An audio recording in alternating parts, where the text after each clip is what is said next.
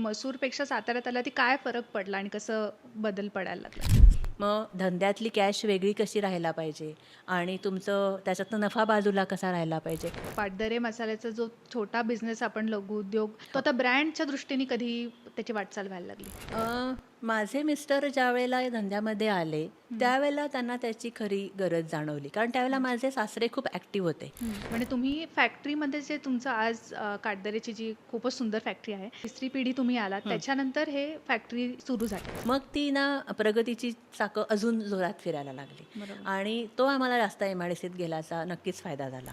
अगदी, कारण आज मला वाटतं जवळपास 200 लोक हो. कारखान्यामध्ये आहेत आणि तुम्ही जे तुमचे सांगितले शिकलेले स्ट्रॅटेजी पण आहे, HR आज तुम्ही करताय तेही तुम्ही शिकलाय, तर आज तुमच्या आधीच्या एक्सपिरियन्सचाही भाग आहे. येस. तर त्या काटदरेसाठी तुमचं विजन काय आहे? ॲज अ ब्रँड तर आम्ही ग्लोबली आम्हाला स्वतःला बघतोच आहोत की आम्ही सगळ्या अख्ख्या जगभर आम्हाला पसरायचं आहे, हे आहेच.